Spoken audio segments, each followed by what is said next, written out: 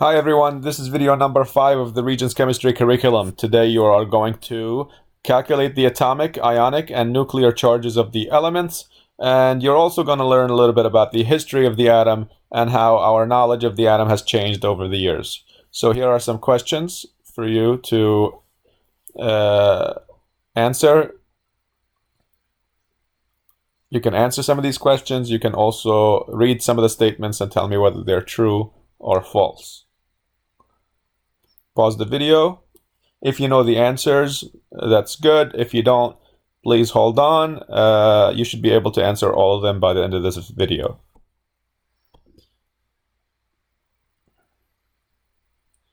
Okay.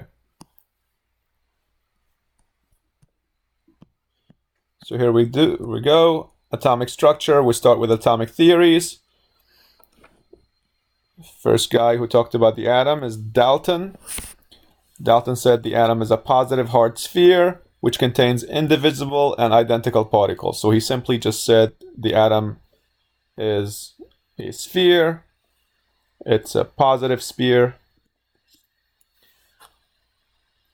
And everything inside is indivisible and identical. You cannot break it apart.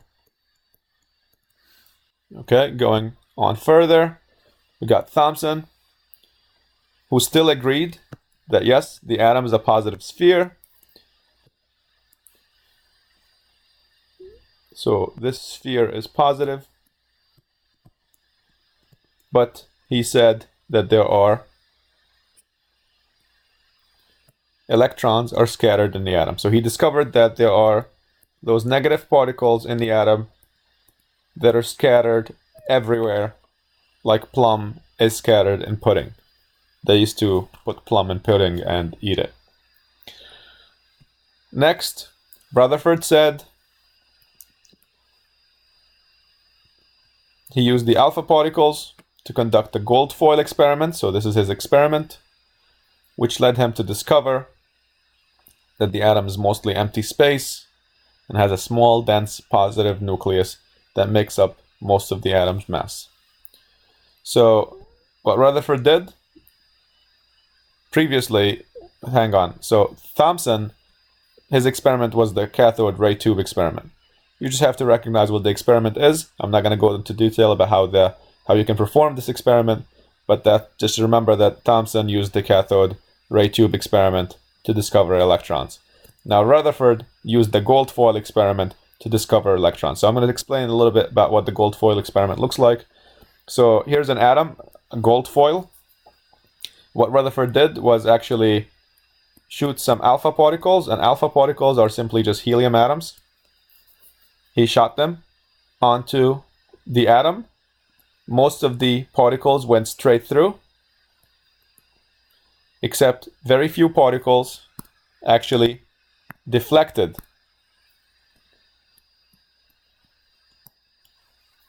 When they hit the center of the atom. So because alpha particles are positively charged, they have a positive 2 charge, he concluded that the only way these alpha helium particles would deflect right back is if they hit something that's positive also in the middle. And this positive thing is called the nucleus. So Rutherford discovered the nucleus. Again, his two conclusions, that the atom is mostly empty space and the center of the atom is positive. Next came in Bohr, who said he proposed the planetary model. So yes, he agreed that the atom contains a nucleus, positive nucleus, but he said that that nucleus is surrounded by electrons which are located in orbits, shells, principal energy levels. The electron capacity of the first 3 shells are 2, 8, 18. Very important that you know the electron capacity of the first 3 shells. If you're asked about the electron capacity of all the other shells, just remember the 2n squared rule, where n stands for the number of the shell, and then 2. So if you're talking about shell number 1, obviously you'll have 2 multiplied by shell number 1 squared. So 1 squared is 1 multiplied by 2, gives you 2 electrons is the capacity of the first shell. If you're talking about shell number 7, so you'll say 2 multiplied by number 7 squared. 7 squared is 49. Multiplied by 2, you'll get the capacity for... Sorry about that. Where did we go? So 7 is 49 multiplied by 2, you'll get the capacity for the 7th shell, the amount of electrons that could possibly fit in the 7th shell. Okay, so that is pretty much Bohr's planetary model. He said the electrons surround the nucleus just like our planets surround the sun. So here's the nucleus. All the electrons surround the nucleus just like our planets surround our sun. Okay. Most recently, we have the quantum mechanical theory. And the quantum mechanical theory, or the modern atomic theory, proposed the cloud model of the atom. So remember, the model's name is the cloud model. The atom contains a nucleus surrounded by electrons that are located in orbitals. We're not talking about orbits anymore. Now we're talking about orbitals. What are orbitals? Orbitals are locations where electrons are most likely to be found. High energy electrons are likely to be located in the furthest point away from the nucleus, while low energy electrons are located closer to the nucleus. So here's your nucleus. The electrons with the highest energy, they'll be all the way up here, and the electrons with the lowest energy will be all the way down here. So here's something proposed by scientists. We agreed that if electrons, sometimes you can put a little bit of heat or some kind of an energy. You can apply energy onto an atom, light energy, heat energy, electrical energy. That will cause the atom, electrons, that will cause the electrons in the atom to get excited, meaning they go from their ground energy state to a higher energy state. Okay, but that excitement doesn't last long. It only lasts briefly. It's a very, very short period of time until they realize that, oh my God, they're so high up there, so they're going to drop right back.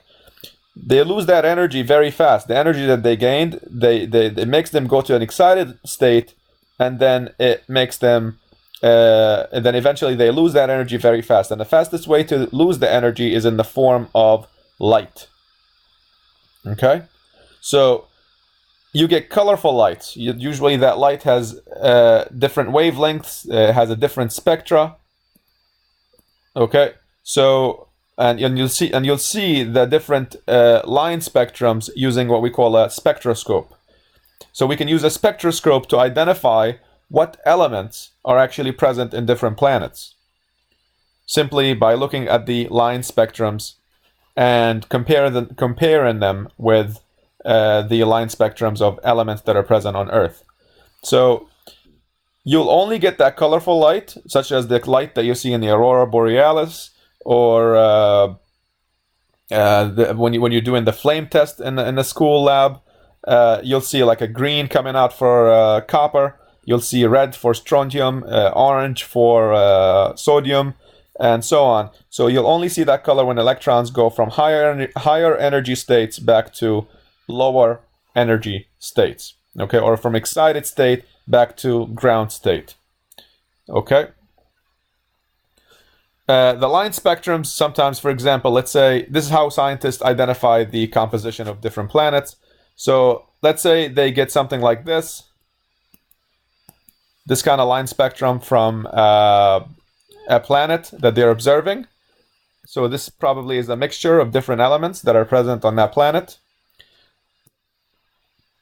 Then they'll compare that, let's say, with hydrogen, which may have this line spectrum, and maybe with oxygen, which may have this line spectrum. Now, if all the lines of oxygen are present in this mixture, then this mixture must contain oxygen. So these two lines here, which match these lines,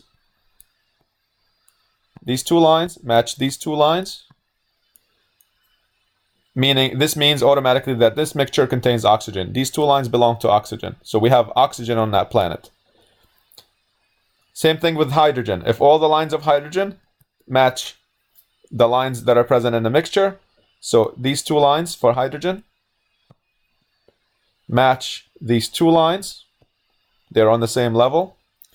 This means that this mixture or that planet contains hydrogen. And if we have hydrogen and we have oxygen, we have water.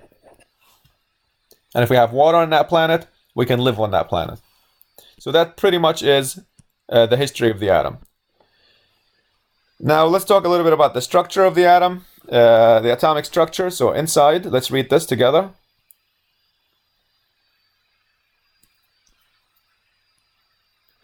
Neutrons, electrons, and protons are inside every atom.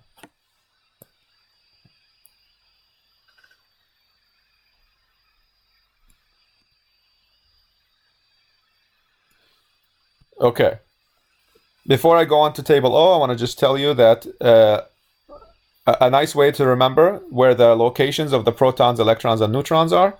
So if you want to remember where the protons are and then the neutrons are located in an atom, just remember that the protons and the neutrons are located in the prime nucleus. Just a nice way to remember it. So the prime, P for protons, nucleus, N for neutrons, are the protons and the neutrons are located inside the nucleus, and the electrons are surrounding the nucleus. Okay, so now let's look at table O.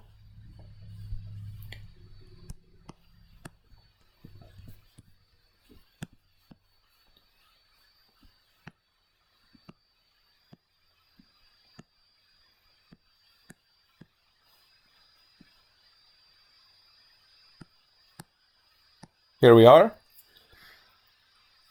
So protons, they have a charge of 1, charges at the bottom, charges at the bottom, charges at the bottom, and a mass of 1. Mass on top, mass on top, mass on top, mass on top, mass on top. Neutrons, same way. The masses is 1, so protons' mass and neutrons' mass are identical, but their charge, the charge of a neutron is 0. So if I'm talking about the charge of an atom, or the charge of a nucleus, charge of an atom, or the charge of a nucleus, I should not be thinking about the neutrons, because neutrons have a charge of 0. So you can completely disregard neutrons when you're talking about charge. However, if I'm sorry, this is changing. Okay. However, if I'm talking about electrons, here are electrons. Another word for electrons is beta particles. So these are the same as electrons. Here's their notation. They have a charge of -1 and they have a mass of 0.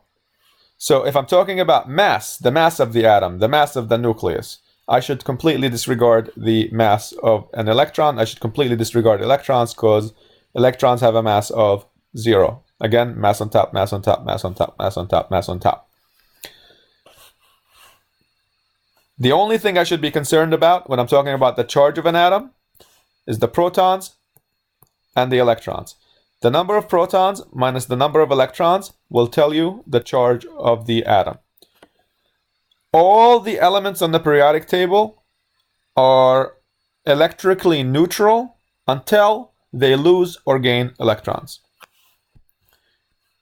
We discussed this previously in previous videos, but here I'll go over it again. Take, for example, lithium. Lithium is a neutral atom. It's a neutral atom. Notice the words, atom. It is number 3. It is number 3 on the periodic table, which automatically means that it has 3 protons. The atom number is the number of protons. So that means automatically that lithium has, since it's electrically neutral, it has an overall charge of 0.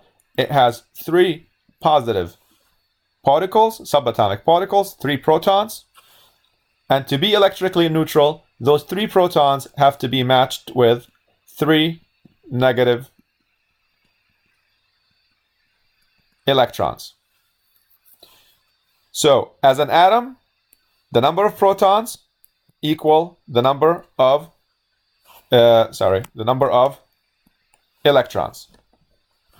Now, when lithium loses an electron, and it's most likely going to lose an electron because it has 1 valence electron in its last shell, and it wants to lose that electron so it can go down to the second to last shell and achieve chemical stability. It's stable with 2 electrons in its first shell. When it loses that electron, it loses one of those negatives. So let's remove that. And then when it loses one of those negatives, we notice that we'll have an overall charge of +1, because this positive cancels out with this negative, this positive cancels out with this negative, and it will have an overall charge of +1. +1 is going to be the overall charge. What does this mean? That means now lithium is no longer an atom, and now it's considered an ion. Okay? So that's pretty much all you need to know about charges. Okay? So if you want to calculate the charge of an ion, you simply just say protons minus electrons will equal the charge. Remember this PEC, P minus E equals C, this PEC formula. The number of protons minus the number of electrons will equal the charge of an ion. For an atom, do you have to calculate the charge? No, because protons equal electrons. Okay, going back to table O. There are neutrons. So we talked about protons being equal to the atom number. We talked about how the protons and the electrons, putting them together, will give us some information about the charge. But what about the neutrons? Neutrons. Since the mass of the atom is really just the mass of the protons and since the mass of the atom is simply just the mass of the protons and the mass of the neutrons, again, I'm disregarding electrons because they have a mass of 0, then we can calculate the mass of the atom by simply adding protons plus neutrons. So protons and neutrons are simply the only subatomic particles that make up the mass of the atom. That's the majority of the atom is simply in the nucleus. The nucleus is the mass of the atom. The mass of the nucleus is pretty much the mass of the atom. Electrons' mass is very, very negligible. Since protons equal the atom number, I can also calculate the mass using the Mann formula. I can also calculate the number of neutrons using the Mann formula. So M minus A equals N, Mann. Mass minus atom number equals the number of neutrons. Okay? All right, sometimes you're going to be asked about the nuclear charge. What is the nuclear charge? What is the charge of the nucleus? Well, let's think again. We said earlier that the nucleus, we're going to call it the prime nucleus from now on. And inside the nucleus, there's the protons and the neutrons. If I'm asking you about the charge of the nucleus, you're going to have to think, what's in the nucleus that's charged? The only thing that's charged in the nucleus is the protons, which have a charge of +1. Neutrons have no charge. The charge of neutrons is 0, so neutrons are neutral. So now we're thinking only protons have a charge. So the charge of the nucleus is going to be dependent on the amount of protons that you have. So let's get this together.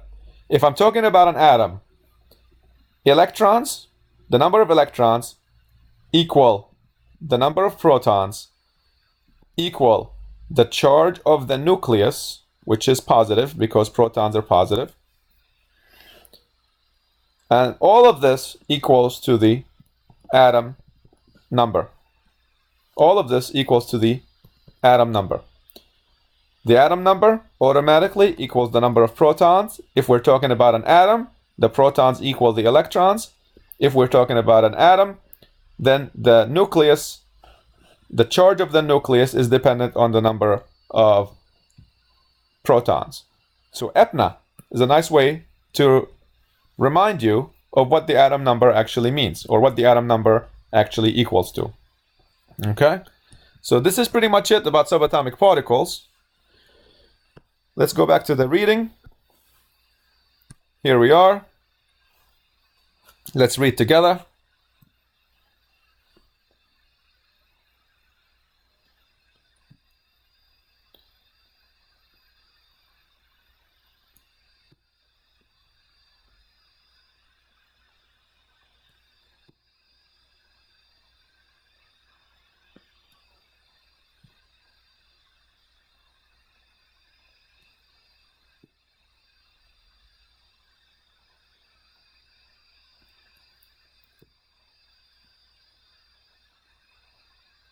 So this is known as an octet.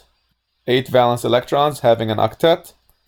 Not all elements need an octet to be stable. If an element only has 1 electron shell, then that element only needs 2 electrons in that 1 electron shell to be chemically stable. We know nonmetals like to gain electrons, high gainers, while metals like to lose electrons, low losers. Metals will always lose those electrons and become positive. So a nice way to remember that metals lose, when you lose electrons, you become positive. Remember that you will get fewer electrons when you have a positive charge. You see the F has the positive. Fewer electrons when you have a positive charge. And you'll get additional, notice the negative in the A, additional electrons when you have a negative. So that's a nice way to remember that. If it's just not making sense to you, you can just remember it this way to help you get a higher mark on the test.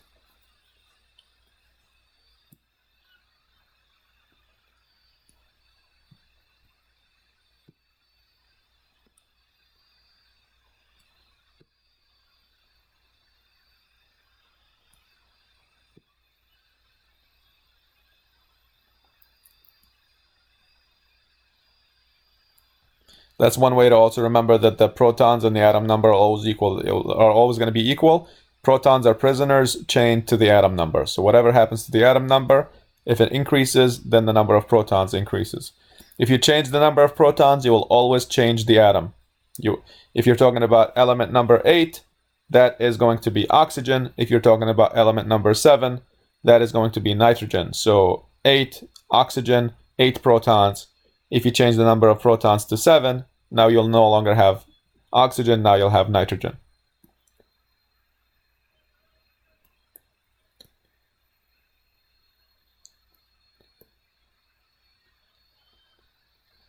So here's a little bit about bonding. There's ionic bonding. That's when a metal and a nonmetal combine together. There's covalent bonding. That's when 2 nonmetals share electrons together, such as, for example, CO2. So in CO2, we will share electrons. We'll talk more about this Lewis dot diagram later. And then in NaCl, we will in NaCl ionic compound. Sorry about that. We are going to transfer electrons from Na, because Na is a loser metal and Cl is a gainer nonmetal. The electrons will transfer from Na to Cl. And there's also hydrogen bonding, which is actually a form of covalent bonding. It's just a very strong covalent bond. And the third type of bonding is metallic. That's when you actually combine metals together. For example, zinc and copper will give you the metal brass. So that's metallic bonding. All right, so that's pretty much it for today's lesson. Let's go back to the questions. Here they are. Read the following statements, tell me whether they're true or false, and answer the following questions as well.